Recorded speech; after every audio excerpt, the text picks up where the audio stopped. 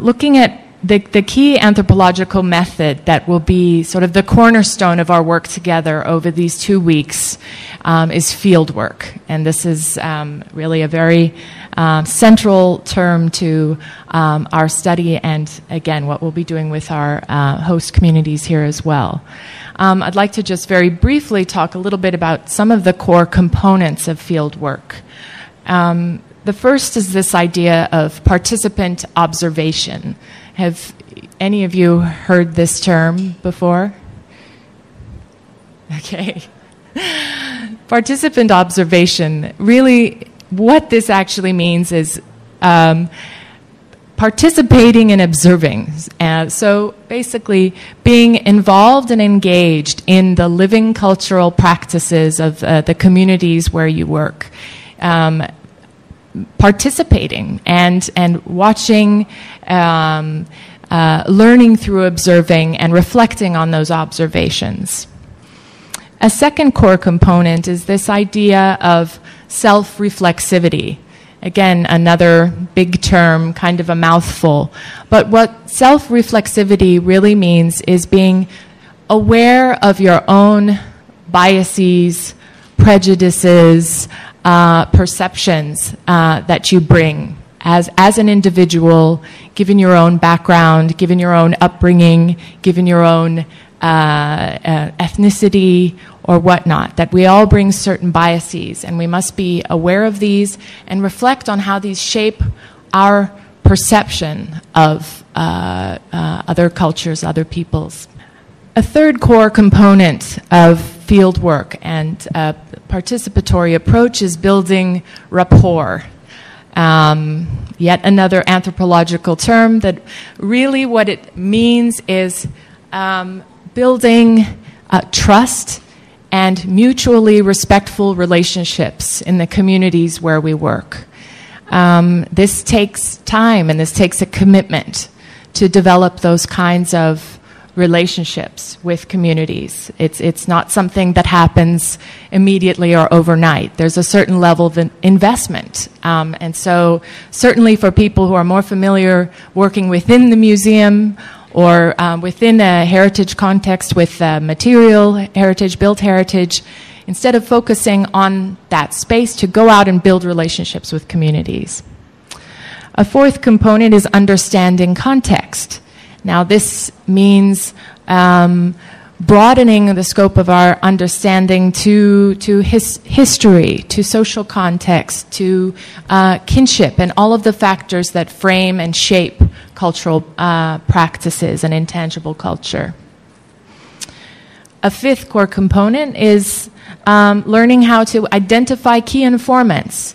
Who can share information, who is knowledgeable about intangible cultural heritage, and learning how to interview, how to ask questions and delve and probe into topics more deeply so you can understand them in greater depth.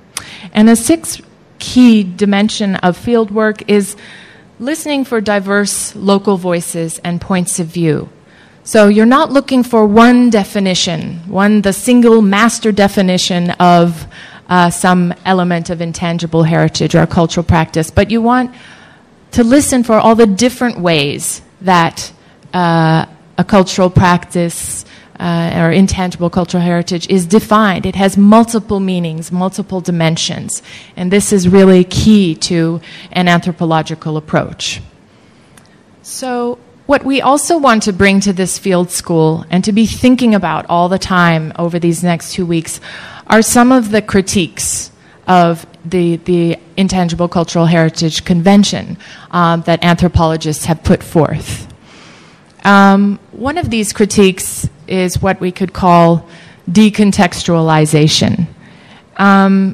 Basically, in a nutshell, this idea is that many anthropologists have said that once you take cultural practices that are part of living life, part of everyday life, and you start to document them, you start to perform them, you turn them into heritage, that they fundamentally change in this process. They no longer have the same meanings and values and significance as they once did. Once you start this process of heritage revitalization. And an anthropologist named Ahmed Sokunzi has argued this is almost like a recycling process.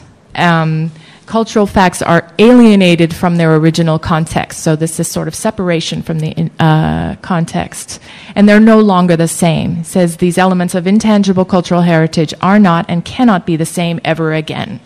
So this is a very strong critique, and I think we need to think about this. Okay, and Brown, another anthropologist in the U.S., has said, cultural heritage that is inventoried, declared, an official treasure, and sustained by self-conscious instruction and surveilled by government oversight committees has lost much of the spontaneous creativity that gave it meaning in the first place.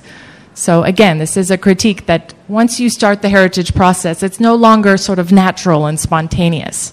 These are critiques from him that we have to think about. Another concern among anthropologists is this concern with cultural appropriation. And this basically means and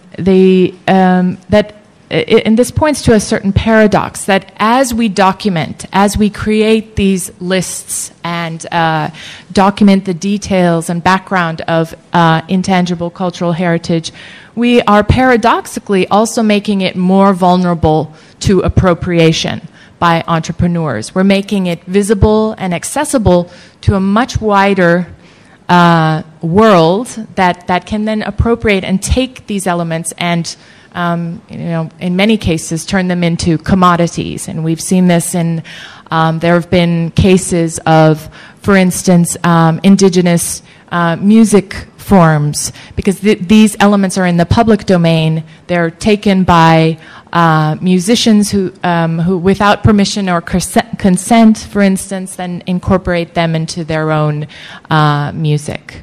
So this is something we have to be concerned about as well.